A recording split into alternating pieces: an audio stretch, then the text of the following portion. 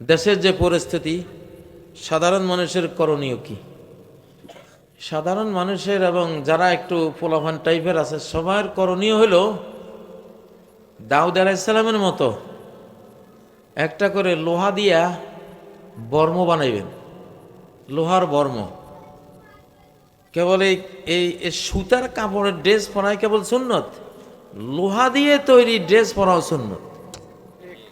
লোহা দিয়া তৈরি ড্রেস বানানো সুন্নাত। যেভাবে মাথায় গুলি করতে আছে, বুঝেন না? এমন এমন টুপি বানাবেন, লোহার টুপি, একদম মাথাটা সেফ। এখানে যদি কেউ আসে আমার ভাইদের মধ্যে যারা স্টিল এগুলি নিয়ে কাজ করেন, হট কেকের মতো বিক্রি হবে। কোনো কোম্পানি যদি এটা বানায় যে এমন একটা টুপি বানাবে একবারে কান টান শুদ্ধা এরকম যে গুলি করলে মাথা মুতে একদম সেফ, বুঝেন না? এই যে পোলাপান যারা রাজনীতি করো ভাই, আমরা তো কয় 60 বছরের পরে আর ওই লোকের রোগেও ধরে না, তো গেছে হাত আমার হাতের বাইরে গেছে, ঠিক না? আসলে তো মানুষের যত রোগ ব্যাধি হয় 40 থেকে 60-এর মধ্যে, 60-এর পরে আর রোগে ধরে না। সহজে দুনিয়ার কোনো ফিতনা ফাসাদে ওদেরকে ধরে না, কারণ তারা তো অন্য জগতে চলে যাচ্ছে। এই জন্য কিন্তু যারা যুবকরা আছে তোমাদের জন্য বলছি,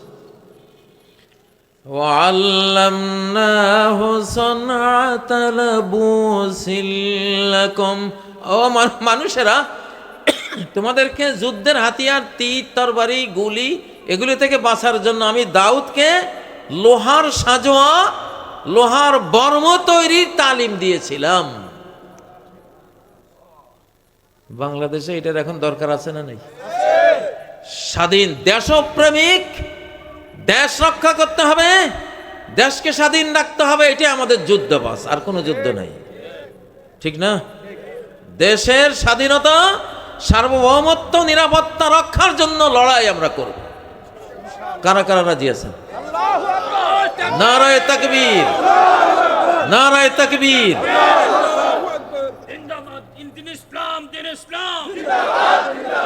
দিল্লি না ঢাকা, দিল্লি না ঢাকা, গোলামি না আজাদি, আপোষ না সংগ্রাম, নারায়ে তাকবীর।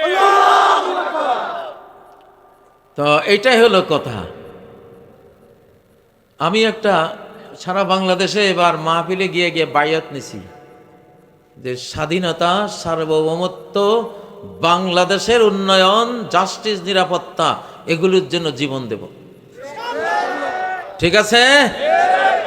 এটা স্বাধীন বাংলাদেশ সংঘ, জাতিসংঘের মতো বানাইছি। এটা স্বাধীন বাংলাদেশ সংঘ, এটা কোনো রাজনৈতিক দল না, ভোট চাইতে যাইতো না, শুধু দেশের জন্য কাজ করবে, দেশের উন্নয়নের জন্য কাজ করবে, দেশের মধ্যে ইনসাফের জন্য কাজ করবে। এটা হলো স্বাধীনতা, তারপরে হলো জাস্টিস, তারপরে হলো উন্নয়ন, 4 নম্বর পয়েন্ট হলো পরকাল। বাস, ইহকাল, পরকাল তো আমাদের মূল বিষয়, ঠিক না? তাহলে দুনিয়াতে আছি, বাংলাদেশ স্বাধীন থাকবে, এখানে জাস্টিস থাকবে, এখানে উন্নয়ন থাকবে, আর আমরা বাংলাদেশকে সাজাইয়া গোছাইয়া পরকালকে আমরা সাজাবো ইনশাআল্লাহ। 4টা স্বাধীন বাংলাদেশ সংঘ, সংক্ষেপে নাম হলো সাবাস। কি সাবাস? সাবাস মানে কি? সাহস। আরে ভাই, ফেরেশতা আছে তো, ফেরেশতা নাজিল হয়ে গেছে তো অলরেডি। ওনারা ওনাদের পরিকল্পনা কি বাস্তবায়ন করবে সারা পৃথিবীর মানুষ কল্পনাও করতে পারবে না কি হবে বাংলাদেশে। খালি লাইগা দেখো বাংলাদেশে খালি হামলা করবে, হামলা করি দেখোস না, হামলা কর না, তারপরে দেখিস কি হয়। ওইটাই বলতেছিলাম, নুনাজ্জিলুল মালাইকাতা ইল্লা বিল হাক্কি ওয়া মা কানু ইযাম মুনযারিন। বেঈমানরা যে বলে ফেরেশতা দেখাও, আল্লাহ বলেন আরে আমি ফেরেশতা নাজিল করলে তো তোর আর টাইম দেব না, তোরে আমি দুনিয়া থেকে ডিলিট করে দেব, বিদায় করে দেব। তো ফেরেশতারা তো আসছে ক্রিমিনাল অপরাধীদেরকে ডিলিট করার জন্য, এই পৃথিবী থেকে মাটির নিচে নেওয়ার জন্য, ঠিক নেবে? ঠিক। সূরা হিজরের 8 নম্বর আয়াত। মাত্র 4 জন ফেরেশতা ছিল লূত আলাইহিস সালামের জাতিকে ডিলিট করার জন্য। কয়জন? তাও যুবক, আমাদের বাংলাদেশি বলবেন যেগুলি সংগ্রাম করে 14-15 বছর বয়স, এই টাইপের যুবক আসছিল। ওরা ওই যুবকদেরকে, ওরা যে খারাপ লোক ছিল, যুবকদেরকে দেখে ধরতে গেছে। ওরা যুবকরা লূত আলাইহিস সালাম ভয় পাচ্ছে। ওনারা বলেন লা ইয়াসিলু ইলাইক, ও লূত আলাইহিস সালাম, নেভার, কশিন কালেও ওরা আপনার এই পাপী জাতি আমাদেরকে টাচ করতে পারবে না। আমরা নরমাল যুবক না, ফেরেশতা। ইন্না মাওয়াদাহুমুস সাবহু আলাইসাস সাবহু বিকারীব, এদের ধ্বংসের সময় পয়েন্ট ঠিক করা হয়েছে কালকে একেবারে প্রত্যুষে ঘুমের ঘোরে। ওরা ঘুম থেকেও জাগবে না ওই টাইমে, সারা রাত তো শয়তানি করে ঘুমায়, ভোরে ঘুমে থাকে। ওই সময় আমরা এদের ধ্বংস করে দেব। কয়জন মাত্র? 75 কিলোমিটার লম্বা, 5 কিলোমিটার চওড়া একটা গোটা দেশকে আকাশ পর্যন্ত তুলে উল্টাইয়া এভাবে ফেলাই দিছে। সেই ফেরেশতা বাংলাদেশে নাজিল হয়েছে কোনো 4 জন না, 4 জন না, শত শত ফেরেশতা অলরেডি আকাশের বার্তা নিয়ে চলে আসছে। খালি অতএব ভাই, আমরা বিশেষ করে আমি নিজে, আমি কোনো জিনিস না দেখে বলি না, না দেখবেন না, হয় কোরআনে দেখি, না হলে এলহামিভাবে দেখি, বা নবীর হাদিসে দেখি, দেখেই তারপরে আমাদেরকে বলি। আপনারা দেখবেন ইনশাল্লাহ সামনে। তো কি বললাম, এখন আমাদের যুবকদের কি করানো উচিত? একটা করে হেলমেট বানাইবা, এই যে গার্মেন্টস টার্মেন্টস যারা বানাও ভাই, কাপড় চোপড়, এমন একটা টুপি বানাইবা যে পৃথিবীর কোনো গুলি ওই টুপি ভেদ করবে না। ঠিক না বেটি? আমার মনে হয় কেউ যদি এমন একটা ক্যাপ বানাইতে পারে, এটা 15-20 কোটি পিস বিক্রি হয়ে যাবে। ঠিক না? ফরজ, ফরজ এটা বানাইতে হবে। ডক্টর ইউনূস সাহেব যুবকদেরকে বাঁচান, এই দেশের জনগণকে বাঁচান, খুনিদের হাত থেকে বাঁচান। তাহলে এমন একটা টুপি বানাবে আর বুক রক্ষা হয়, এরকম পুলিশেরা গায়ে দেয় না, এগুলি তো বুলেট প্রুফ বলে এগুলি রে, সাজোয়া। কোরআনে বলে সারাবিল, সারাবিল বা সাজোয়া, আগের যুগের ভাষা বর্মা, বুলেট প্রুফ। এখন এই বাংলাদেশের এখন 1 নম্বর করণীয়, সরকার বেসরকার যে যেখানে আছেন, যার তৌফিক আছে, যুদ্ধ শুরু হয়ে গেছে অলরেডি, যুদ্ধ শুরু হয়ে গেছে। ঠিক না বে? ঠিক, শুরু হয়ে গেছে। ও ভাই, বুদ্ধি মানে বুঝে কখন ধোঁয়া দেখছে সাথে সাথে লাফালাফি শুরু, আরে কোথায় আগুন দেখ, খুঁজে বেড়ায়। আর যে বোকা আহাম্মক, সে কই আগুন টাগুন তো নেই, সে বুঝবো যখন দাউ দাউ করে একেবারে টুইন টাওয়ারের মতন আগুন যখন আকাশ উঠবে, তো ওরে কিরে সর্বনাশ। ওই সময় আর দেখে আর বুঝে কোনো লাভ আছে? বুঝতে হয় তো বহু আগে, বুঝতে হয় বহু আগে। আমি আকাশ থেকে বুঝতেছি যে কিছু একটা যে সামনে আকাশ প্রস্তুতি নিচ্ছে কিসের জন্য। ভাই, তুমি জমিনে যদি সারা পৃথিবীর সব বিমান, কামান, অ্যাটম বোম তুমি রেডি করো, আকাশের বাহিনীর একজনে এনাফ এগুলি রে সাবার করে ফেলাইতে। ঠিক না? ঠিক না বে? ঠিক।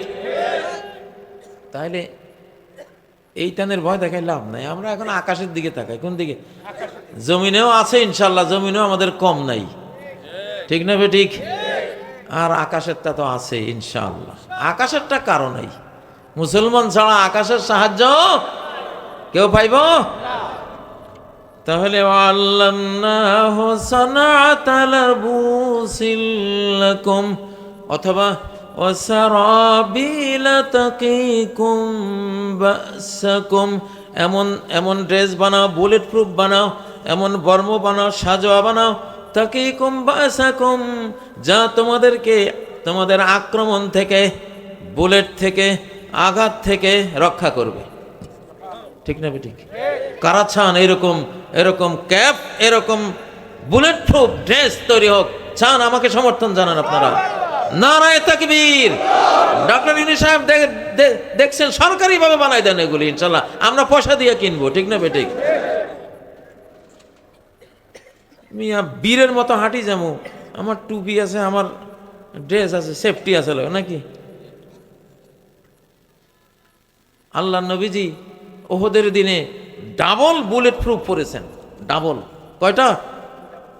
দুইটা। ওনার লোহার হেলমেট ছিল, ওনার ঘরের মধ্যে এইসব ড্রেস ছিল। আমরা শুধু কেবল কেবল এই সুতার তৈরিগুলি পড়তে শিখছি, এখন লোহারগুলি আমাদের পড়া লাগবে ইনশাআল্লাহ। ঠিক আছে না নাই? এগুলি হলো জাতির কথা। আপনারা প্রশ্ন দিয়েছেন দেশের পরিস্থিতি অনুসারে কি করণীয়, এই জন্য এটা বললাম। আর হলো ধর্ম একটা দুর্গ, ইবাদত একটা দুর্গ, আল্লাহর জিকির একটা কি, একটা দুর্গ। আপনি আল্লাহর জিকিরের দুর্গে যদি থাকেন, পৃথিবীর কোনো শক্তি আপনাকে টাচ করতে পারবে না। আল্লাহর ধর্মের দুর্গে ঢুকবেন। ধর্ম একটা দুর্গ, ইবাদত একটা দুর্গ। এই দুর্গ ভেদ করলে, ভাঙলে আপনার সমস্যা আছে। ও ভাইয়েরা, আল্লাহ নবী দোয়া করতেন, আসলাহলি দীনি আল্লাযী হুয়া ইসমাতু আমরি, আমার দ্বীনকে মেরামত করে দেন, আমার ধর্মকে ইসলাহ করে দেন, এটা হলো আমার জীবনের নিরাপত্তা। জীবনের আদম আলাইহিস সালাম অপমান বেইজ্জতি হয়ে জান্নাত হারিয়েছেন কিসের কারণে? একটা নির্দেশ ছিল, সেটা অমান্য হয়েছে। আল্লাহর হুকুম মানায় ধর্ম, তাহলে তিনি ধর্মীয় দুর্গটা ইবলিসের ওয়াসওয়াসায় একটু ক্ষতিগ্রস্ত করেছিলেন, ঠিক নয় কি? সেজন্য কি হলো, উনি ওই জান্নাত থেকে জমিনে আসতে হইল। আমরা ওনার পিঠে কইরা দুনিয়াতে আইছি, এই জেলখানায় আমরা সবাই বন্দী। কিন্তু যদি আল্লাহর হুকুমটা তিনি অমান্য না করতেন, উনি ভুলেই অমান্য করেছেন, যদি ওই ভুলটা ইবলিসে করাতে না পারত, তাহলে এই জমিনের কারাগারে আসা লাগতো না, ঠিক নয় কি? ইবলিসের জীবনে, ইবলিস তো ফেরেশতাদের মুআল্লিম ছিল, ওস্তাদ ছিল। ফেরেশতাদের ওস্তাদ হয়েও কেন ইবলিসের এই দশা হলো? কি হয়েছে? সে ধর্ম নষ্ট করেছিল। কি ধর্মীয় বিধান? আল্লাহ বলছেন আদমরা সেজদা দে, যেহেতু আল্লাহর হুকুম, আল্লাহর হুকুমই ইবাদত, আল্লাহর হুকুম পালনে বন্দেগী, আল্লাহর হুকুম পালনই হলো জান্নাতি আমল, ঠিক নয় কি? ইবলিসে আল্লাহর একটা হুকুম অমান্য করেছে, চিরতরে সে লাঞ্ছিত, অভিশপ্ত, জান্নাত থেকে বিতাড়িত হয়ে গেল, ঠিক না? কয়টা হুকুম? একটা হুকুম অমান্য করলে জীবন শেষ হয়ে যায়। ইউনূস আলাইহিস সালাম কয়টা হুকুম অমান্য করে মাছের পেটে পড়েছিলেন? একটা। আল্লাহর হুকুম ছিল এলাকা ত্যাগ করিও না, তুমি তোমার দাওয়াতি কাজ চালাই যাও, তাদের শাস্তি দেব অথবা মুক্তি দেব সেটা আমার বিষয়, তোমার বিষয় না। উনি ভয়ে পলাইছিলেন, পলাই লেখা যাও। এখন যে জাহাজে করে যাচ্ছেন, জাহাজ তো টলা শুরু হয়েছে, ডুবা ডুবা অবস্থা। জাহাজের নাবিকরা জানতো কোনো পলাতক গোলাম এইসব জাহাজে পালাইতে গেলে জাহাজের অবস্থা। এখন পলাতক গোলামকে লটারি দিছে, লটারিতে ইউনূস আলাইহিস সালামের নাম। এখন ওনার যেই গেট আপ সেট আপ, নবুয়তি যেই উজ্জ্বল চেহারা, নুরানি জলজলে চেহারা, যে ফেরেশতার মতো হাবভাব, এটা দেখে ওদের তো বিশ্বাস হচ্ছে না। এরকম ফেরেশতা যদি গুনাহগার হতো, আমরা কি? ওরা আবার লটারি দিছে, আবার পলাতক গোলামকে আবার ওনার নাম, তাও বিশ্বাস করে না। 3 নম্বরে আবার দিছে পলাতক গোলামকে, এখানে আবার ওনার নাম। না, একবার দুইবার তিনবার, আর তো অবিশ্বাস করার কোনো সুযোগ নাই। ওনারে দিছে নদীতে, সাগরে ফেলে, সাথে সাথে বিশাল এক তিমি এসে ওনারে পেটের মধ্যে নিয়ে নিছে। সেখানেই তো ওই বিখ্যাত দোয়াটা পড়লেন। কি দোয়া? লা ইলাহা ইল্লা আনতা সুবহানাকা ইন্নী কুনতু মিনাল যালিমিন। আল্লাহ, তুমি ছাড়া কোনো ইলাহ নাই, আমি তোমার পবিত্রতা বয়ান করছি, আমি জালিমদের একজন, আমি পালিয়ে গিয়ে জুলুম করেছি। আল্লাহ কি বললেন? এই দোয়াটা যদি না বলতো সে, লালাবিসা ফি বাতনিহি ইলা ইয়াউমি ইউবআসুন, ওই তিমির পেটে কিয়ামত পর্যন্ত থেকে যেত ইউনূস আলাইহিস সালাম। কিয়ামত পর্যন্ত, সিংহার ফুৎকার পর্যন্ত তিনি এটাও বেঁচে থাকতো, উনিও এটার ভিতরে, ওনার কবর এখানে হইতো, এখানে থাকতো। সুবহানাল্লাহ। কিন্তু তাসবির কারণে বেঁচে গেছে। প্রিয় ভাইয়েরা, প্রশ্ন শেষ দিকে একটু প্রশ্ন থাকে সাধারণত। মুসলমান হয়ে মন্দির পাহারা দেয়া যাবে কি?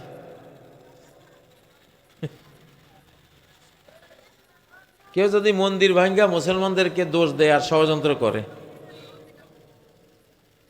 মন্দির ভাঙ্গা দোষটা দিব কারে? এমন চক্রান্ত বাংলাদেশে হয় কি না? হয়। তখন আপনি মুসলিম জাতিকে রক্ষার নিয়ত করে আপনি ওটা পাহারা দিবেন। মূলত সেই পাহারাটা মন্দির পাহারা না, সেই পাহারাটা আপনার মুসলিম জাতিকে পাহারা দিচ্ছেন। ঠিক না বে ঠিক? মর্ম তো বুঝতে হবে, কারণ তো বুঝতে হবে যে কেন আপনি এখানে মুসলিম, আপনি মন্দির পাহারা দিচ্ছেন কি মন্দিরের জন্য? মোটেও না, আপনি আপনার জাতির জন্য গেছেন ওখানে। ঠিক না বে ঠিক? ইন্নামাল আমালু বিন্নিয়াত, আমল হলো নিয়তের উপরে নির্ভর করে। তোমার নিয়ত তো ভাই, তুমি মন্দিরের পূজার উপরে সন্তুষ্ট, মূর্তি এগুলির কাছে কিছু চাইবা টাইবা, এগুলি তো তুমি মন দিয়ে ঘৃণা করো, এটা তোমার নিয়ত নাই। তোমার নিয়ত হলো এটা ভাঙ্গে তো কইব জামাতে ইসলাম ভাঙছে, বা ওই যে চরমনার পীর সাহেব ভাঙছে, বা অমুক তবলিগওয়ালারা ভাঙছে, এরকম লোক আছে না নাই? তা তুমি গেছো ওখানে তবলিগ বাঁচাইতে, ওই পীর সাহেবরে বাঁচাইতে, ইসলামিক রাজনীতি যারা করে তাদেরকে বাঁচাইতে। ঠিক না বে ঠিক? ভালো নিয়ত, এটা হতেই পারে। আর আমাদের দেশে যারা হিন্দুরা থাকে তারা তো আমাদের এই বাংলাদেশি একটা জাতি, ধর্মীয় আমাদের মতো সমান অধিকার নিয়ে তারা বেঁচে থাকবে। তাদের সাথে আমাদের যে জাস্টিস, যে ইনসাফ ভিত্তিক যে মিলেমিশে তাদের সাথে ব্যবসা বাণিজ্য, কৃষি কাজ কারবার, রাষ্ট্র পরিচালনা সবই আমরা করতে পারি, আমাদের সেটা ইসলামে তো আছেই। আচ্ছা, আরেকটা প্রশ্ন করলেন, জুতা পরে জানাজার নামাজ আদায় করা যাবে কি? আরে ভাই, জুতা পরে তো সাহাবীরা সব ফরজ নামাজ আদায় করতে। হ্যাঁ, জুতা বেচারা খুব অপমানিত হয়ে গেছে এই যুগে। জুতা মানি এটা খারাপ জিনিস। আর তোমার কইছে কে জুতা মানি খারাপ জিনিস? জুতা যে কত কষ্ট করে আবিষ্কার করছে মানুষে। রবি ঠাকুরের জুতা আবিষ্কারের একটা গল্প আছে না, ওখানে পড়েন। জুতা তো একটা খুবই ভালো জিনিস। জুতা একটা পদভূষণ, পায়ের অলংকার, পায়ের অলংকার, পায়ের সেফটি। তো আপনি একটা অফিসে যদি জুতা ছাড়া যান, আপনার টাই আছে একবারে কেতা দুরুস্ত সব আছে, ধরেন আপনি ডক্টর ইউনূস সাহেবের যমুনায় গেছেন, জুতা নাই, কোন আওরা যাওরা এটা ধরি লই আইছে মেয়ে, এটার কথা হইলো তো জুতা ছাড়া আইছে। তাইলে দুনিয়ার একজন রাজার অফিসে গেলে যদি জুতা লাগে, আপনি মহারাজ শাহানশাহ আল্লাহর দরবারে যাচ্ছেন, পাটা আপনার জুতা নাই, এটা কেমন কথা? ঠিক না? মুশকিল হলো নবীজির যুগে মসজিদ ছিল কঙ্কর, বালু, মাটি। কারণ ইসলামের শিক্ষা হলো, ভাই তুমি তো মাটির তৈরি মানুষ, তুমি মসজিদে কি বড় লুকি দেখাইতে আইছো? এখানে তুমি আইছো নিজের কপালটা ধুলিবালির মধ্যে লাগাইয়া আল্লাহরে দেখাইবা, দেখো আমার কিচ্ছু নাই, আমার এই কপালটা আজকে আমি তোমার সামনে মাটিতে লাগাই দিছি। বৃষ্টি হলে কাদা লাগছে, নবীজির কপালে লাগতো। বৃষ্টি হলে সাহাবীদের কপালে, নবীজির কপালে কাদা লাগতো। আল্লাহ নবী বলেন, ফাইন্নার রাহমাতা তুওয়াজহুহা, বান্দার কপালে নাকে হাতে যখন ধুলিবালি কাদা লাগে সেজদায় গিয়া, আল্লাহর রহমতের বন্যা আকাশ থেকে ধেয়ে আসে তার দিকে। আল্লাহ, যে আমার এই বান্দা কত ভদ্র ধনী, আমি তারে কত সম্মান করছি, কিন্তু আমার সামনে সে তার সম্মান অহংকার সব ধুলাই মিশিয়ে দিল। যা তোর মতো বান্দারে তো আমি চিরস্থায়ীভাবে আমার সঙ্গী বানায় জান্নাতে রাখবো। তুই ঠিক না বেটি?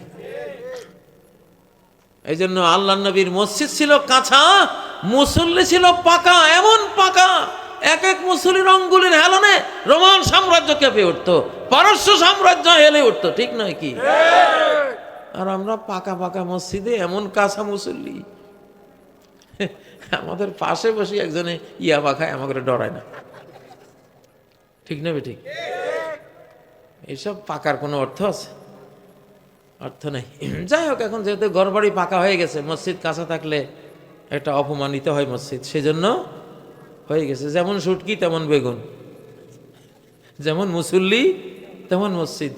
নবীজিরা ওনারা দেখতেন মিয়া মসজিদে ঢুকছি দুনিয়ার মোহ মায়া ত্যাগ করার জন্য, যে দুনিয়ার কথাই আর মনে করব না, শুধু মসজিদের মধ্যে খেজুর পাতার ছানি ভাঙ্গা সব ইটের কিনা কয় একটা দেয়াল, কতগুলো গাছ দাঁড় করানো, কারুকার্য নাই, কোনো চোখ ধাঁধিয়ে দেওয়ার মতো কোনো নীল নকশা নাই, কিছুই নাই, পরকালের কথা মনে হবে, ঠিক না বে ঠিক? তো ওনারা তো মসজিদকে দেখতে চাইতেন ওই মনটা তৈরির জন্য, দুনিয়ার মোহমায়ার বাঁধন থেকে যাতে মসজিদে ঢুকলে, মসজিদে দুলিবালিতে বসলে, ধরেন আপনার হাজার হাজার কোটি টাকা ব্যাংকে পড়ে আছে, মসজিদে গিয়ে বসলেন, কাদা, কি মনে হবে? ঠিকই তো, আসলে তো ঠিকই, কিসের দুনিয়ার জৌলুস, এই দুনিয়ার চাকচক্য, আজকে মরে গেলে কালকে এরকম কাদামাটির কবরে তো আমার পতিত হয়ে আইব। তাহলে মসজিদ আর কবর আর মাটি থেকে মানুষের সৃষ্টি সিমিলার হচ্ছে কিনা? এক সমান না? এক সমান রাখাই হলো বুদ্ধিমানের কাছে। আমরা বেকুব তো, আমরা এই জন্য আমাদের কোনো জিনিস টাইলস না হইলে আমাদের ভালো লাগে না। কবরে তোমার টাইলস দিব? টাইলস দিলে কি লাভ হবে? টাইলস দিলেও কোনো লাভ হবে? যদি আযাব হয়, কিচ্ছু দিল না, কাদার মধ্যে শোয়াই দিল, কিন্তু তোমার নেক আমলে গোটা কবরটা গোলাপ, চামেলি, বেলি, রজনীগন্ধা ফুলে ভরে গেল।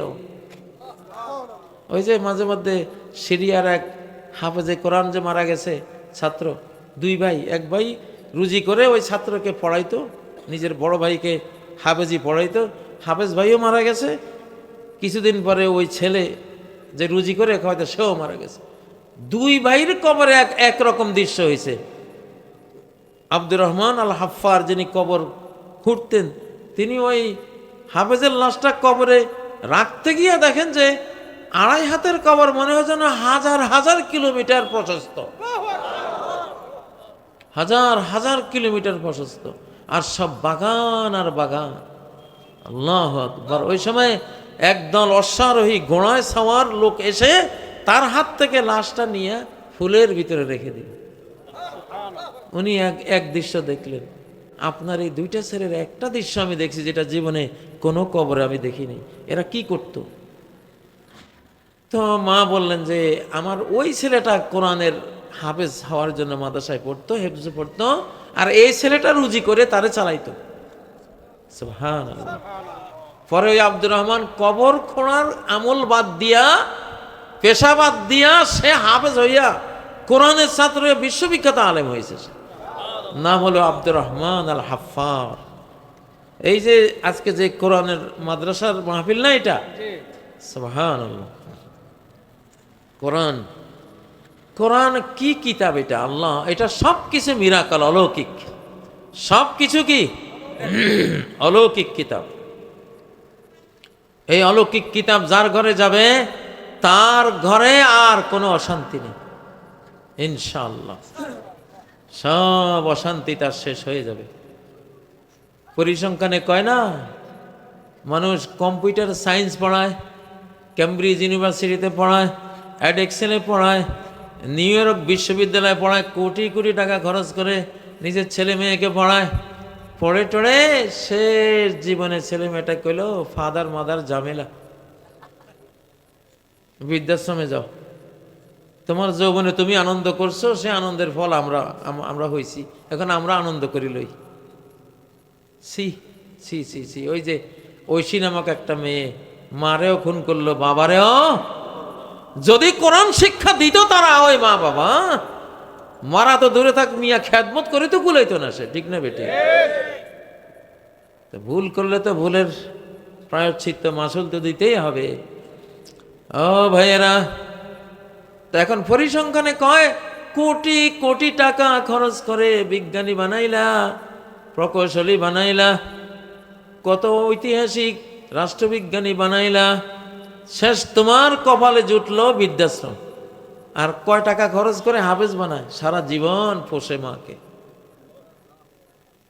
সারা জীবন পোষে। ওই যে দুইটা হাফেজের, ওই যে একটা হাফেজ আর হাফেজকে যে পয়সা দিয়া পড়াই, তো দুইটার পরিণতি কি? 2.5 হাতের কবর, 1000 কিলোমিটার প্রশস্ত। এটা তো হাদিসে আছে, ইউবসাতু লাহু ফি কবরিহি মাদ্দা বাসারিহি।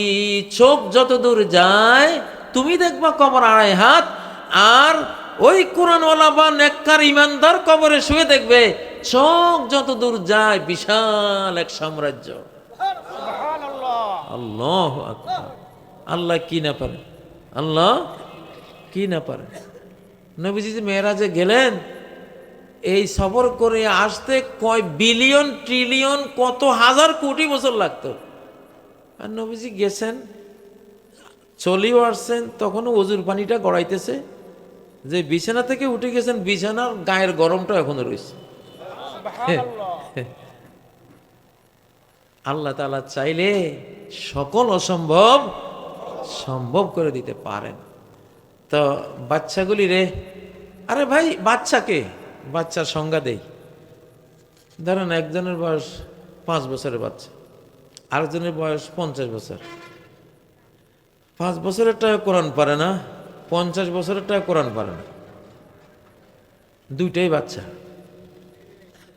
একটা হলো 5 বছরের, আর একটা কি 50 বছরের। কোরআন যেহেতু পারে না, এগুলির জোয়ান বালেক কইয়া লাভ কি হইব, ঠিক না?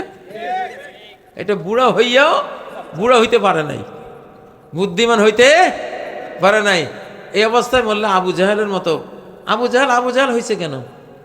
এত পাণ্ডিত্য, এত জ্ঞান গরিমা, মূর্খতার বাপ উপাধি কেন পাইল? কোরআন নাই তার জীবনে, ঠিক না বেঠিক? এই জন্য আমি 6000 মক্তব দিয়ে 1 কোটি শিশুরে কোরআন পড়েছি। সে শিশুর মধ্যে বুড়াও আছে, বুড়া শিশু, বুড়ি শিশু, শিশু মক্তব, মহিলা মক্তব, পুরুষ মক্তব, 1 কোটি শিশুরে আমরা পড়াইছি। তখন আমার স্লোগান ছিল, যে কোরআন পড়ে নাই সে শিশু, তোমরা তার বয়স দেখো না। 60 বছরের তারও ভর্তি করাইবা, 70-80 বছরের যে তারও ভর্তি করে, তার তো তুমি কোরআন দিবা। তাহলে সে কবরে গিয়ে তোমার জন্য দোয়া করবে, আল্লাহ যে আমারে একটা আয়াত শিখাইছে, আল্লাহ এই সওয়াবটা তুমি তার আমলনামায় দিও, তার উসিলায় আজকে বেঁচে গেলাম আমি, ঠিক না বে ঠিক? এই জন্য এই যে কোরআনের মাদ্রাসাগুলি, ভাই দুনিয়াতে আমরা আমাদের ছোটকালে আমরা এসব মাদ্রাসায় যে আসতাম, আমাদের মনের মধ্যে যেটা ভাব থাকতো আর আমরা যেটা বলতাম, একটা কবিতা বলতাম, হামি দুনিয়া সে ক্যা মতলব মাদ্রাসা হে ওয়াতন আপনা। এই দুনিয়া দিয়ে কি করব? কোরআন পড়ার এই পাঠাগারটাই, বিদ্যালয়টাই, এই মাদ্রাসাটাই যেন আমার জন্মভূমি। মরেঙ্গে হাম কিতাবো পর ওয়ারাক হোগা কাফন আপনা। যদি ছাত্র অবস্থায় মরে যাই, তো আল্লাহ এই কিতাবের উপরেই আমারে মৃত্যু দিও, কিতাবের পৃষ্ঠা পাতা দিয়েই আমার কাফন করাই দিও তুমি। আমাদের শৈশবের শিশুকালে আমরা এই ভাবাবেগ নিয়ে, ইমোশন নিয়ে আমরা এসব বিদ্যালয়ে আসতাম আর পড়তাম। আচ্ছা, কয়েকজন মেয়েকে কোরআন সবক দিতে হবে, মাদ্রাসায় ছাত্রছাত্রী দেওয়ার জন্য একটু নসিহত। হ্যাঁ ইনশাল্লাহ, আমি তো আপনার প্রশ্ন পড়ার আগে তো আল্লাহ আমার মুখ দিয়ে ওইটাই বলাচ্ছেন। এই যে প্রত্যেকটা শিশুর প্রথম শিক্ষা, ফরজ শিক্ষা কোরআন শিক্ষা, ছেলে হোক মেয়ে হোক, তার প্রথম ফরজ শিক্ষা কি? কোরআন। আপনি যদি তারে কোরআন শিখাইলেন, মানে আপনি তার অন্তরে আল্লাহর পরিচয় দিলেন, এই শিশুর অন্তরে আল্লাহ তাআলা মায়ের পরিচয় দিয়ে দেবে যে মা কি জিনিস, বাবার পরিচয় দিয়ে দেবে যে বাবা কি জিনিস। চিরকাল এই শিশু আপনাদের জন্য দোয়া করবে, দুনিয়াতেও শান্তি পাবেন, মৃত্যুর পরেও শান্তি পাবেন।